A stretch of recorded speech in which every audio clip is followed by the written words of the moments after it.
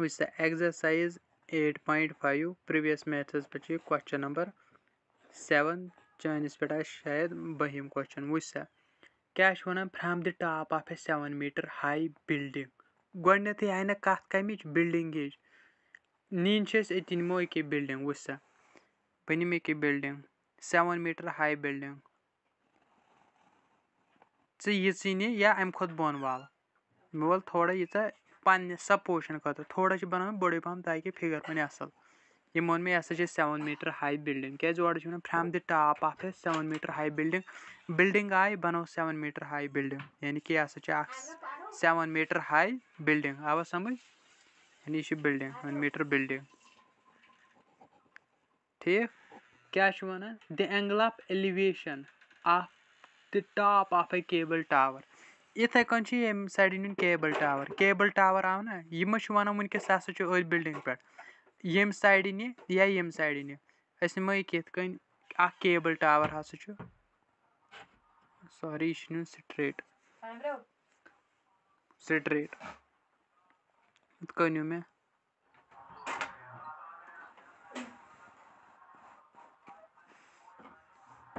थोड़ा गई ये तो ये कर मैनेज स्ट्रेट हाँ फ्राम द क्या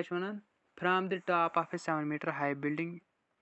the angle of elevation of the top of a cable tower यह केबल टावर कस ये केबल टावर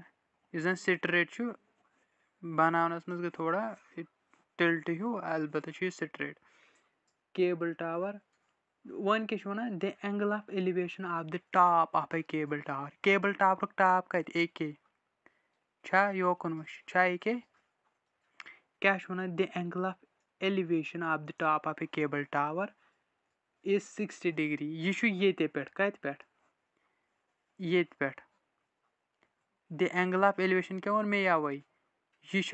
हेर कुन बनान क्या बनान हॉरिजॉन्टल वुच क्या ये पे अगर निमो ना ये पे निमो हॉरिजॉन्टल लाइन हॉरिजॉन्टल लेवल अति the angle of elevation of the top of a cable tower is 60 degree and the angle of depression of it is foot is 45 degree यानी यह एंगल ऑफ एलिवेशन बन कन बनो ना हेर कुन angle बने horizontal level थोस अति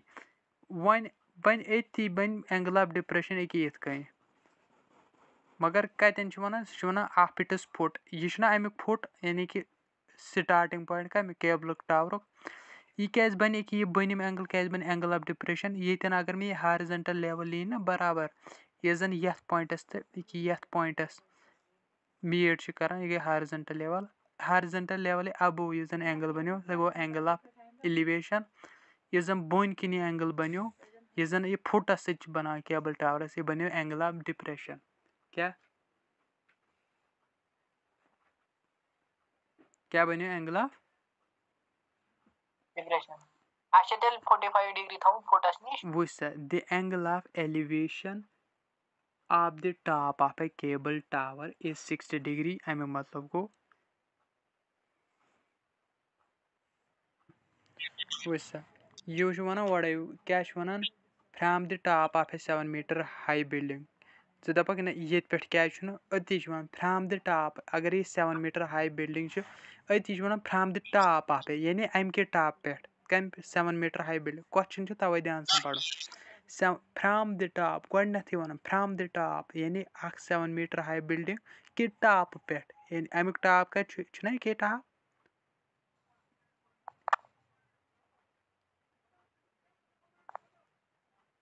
टॉप एक किन कहें क्या गोडनेथ वन question from the top of a 7-meter high building यानी यह 7-meter हाई बिल्डिंग अम के टॉप पे क्या the angle of a elevation दपक ये पे क्या न्यूथ ना यह वन अति टॉप ऑफ ए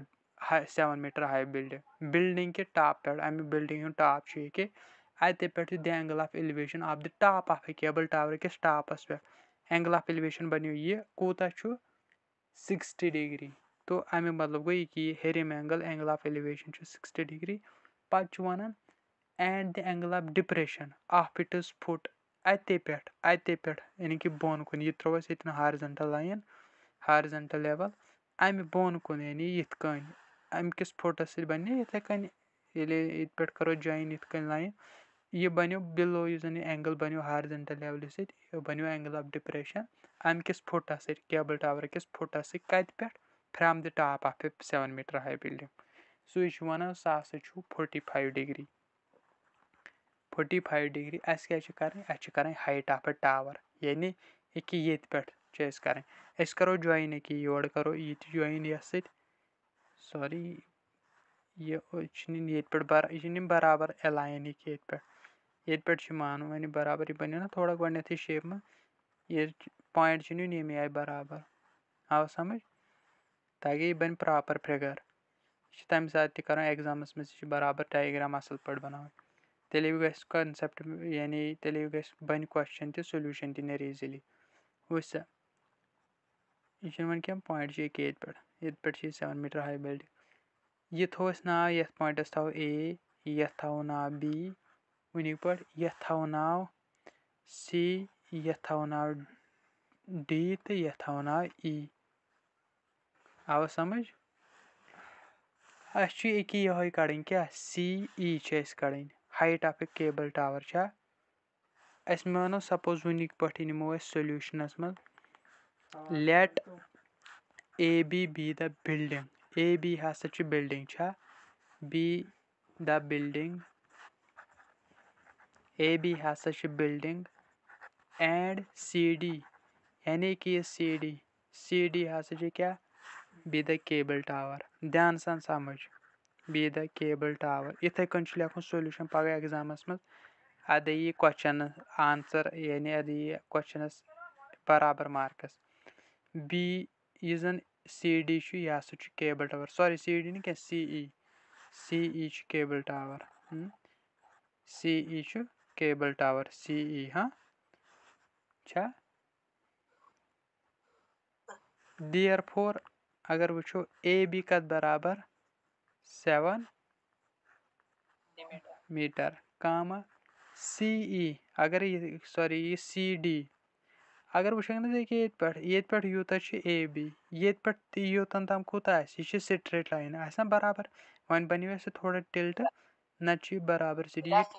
آسہِ نا برابر سی ڈی تہِ آسہِ 7 میٖٹر شاباش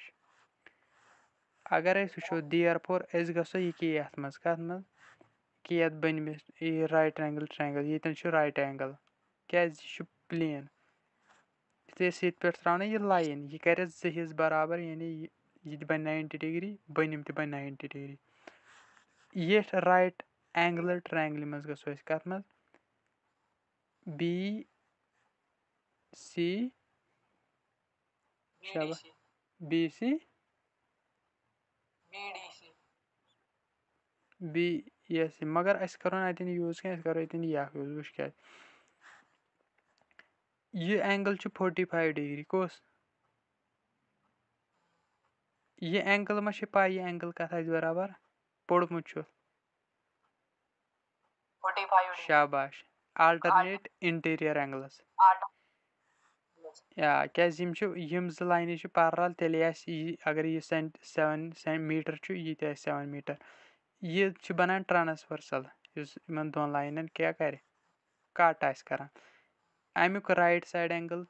تہٕ لیفٹ سایڈ اینگل یعنی یِم زَن ییٚتٮ۪ن چھِ اینگلٕز بَنان یِمن چھِ وَنان آلٹرنیٹ اِنٹیٖریَر اینگلٕز آلٹرنیٹلی ٹھیٖک تیٚلہِ کیاہ وَنو أسۍ وۄنۍ گژھو أسۍ ییٚکیاہ یَتھ رایٹ ٹرٛینگلہِ منٛز ییٚکیاہ ییٚتہِ چھُنہ ییٚتٮ۪ن 90 ڈگری اینگل اگر یِتھ کٔنۍ وٕچھو برابر یہِ چھُنہ 90 ڈگری أتھۍ رایٹ ٹرٛینگلہِ منٛز گژھو أسۍ in right triangle B A C tan 45 degree کیازِ نیوٗ tan 45 ڈگری کیازِ پٔرپینڈِکیوٗلر گژھِ یوٗز بیٚیہِ گژھِ کیاہ بیس یوٗز اَتہِ نیرِ یہِ سایڈ لگہِ نہٕ اَسہِ فِلحال ضوٚرتھ کینٛہہ اس لیے کرو یوٗز آو سَمجھ tan 45 ڈگری اَمہِ موٗجوٗب کیازِ tan 45 ڈگری چھُ وَن آسان یہِ گژھِ ایٖزی بیٚیہِ اَمہِ کہِ وجہ سۭتۍ پٔرپینڈِکیوٗلر یہِ گژھِ یوٗز بیٚیہِ گژھِ یہِ side use A B by A C छा this implies tan 45 degree چھُ 1 آسان AB چھُ 7 چھا divide by शाबाश मतलब गो AC द्राव कत बराबर AC into 1 that's 7 meter द्राव ये साइड तस एक AC ते 7 meter ये पे योतन ताम 7 meter A पे CS ताम वन वैसे वन गो ट्रायंगल मज कत एक ट्रायंगल मज हेरमि ट्रायंगल मज BEDS मज BEDS मज ये छना राइट ट्रायंगल अथ मज था ध्यान अगर से ये वुचित वो ध्यान सान अगर से AC द्राव 7 ये साइड तक बराबर शाबाश बिल्कुल क्या पैरेलल ये सात ये निम ना बस स्ट्रेट यह स्ट्रेट बनान तेल ये निम बराबर पैरेलल ये द्रा 7 meter ऐसे वन ये देयरफॉर BD ते द्रा क्या 7 meter one go now an right triangle BED अत मना एक एंगल tan 60 degree यानी 60 degree करो tan यूज tan 60 degree कत नेर बराबर परपेंडिकुलर यानी DE by BD शाबाश और ट्रायंगल में tan 60 degree बराबर √3 DE कड़ होना क्या दिख क्या BD दिख BD ये द्रा 7 दिस implies 7√3 नेर बराबर क्या DE द्रावा वुश यहां से दिथ वुश यहां मे क्या हेरिम मे क्या बनिम ये द्राय मे ये डिस्टेंस द्राय मे CD पे ये बिल्डिंग की यम डिस्टेंस पे द्रायम ना वन कड़ मे हेरमि राइट ट्रायंगल मज यहां DE हां कड़ ना DE हां फुल टावर कत पे C पे ES ताम छना छा मे कड़ ये रस द्राय मे यम कि वजह से वन कड़ मे DE यम ट्रायंगल कि वजह से यानी कि अत मज करम यूज tan 60 degree दाय मे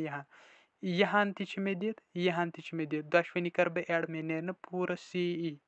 सो क्या हाइट ऑफ है केबल टावर वन बह यह देयरफॉर वन वुच सा ये CE ये जन मे height of cable tower CE कत नेर बराबर शाबाश तवान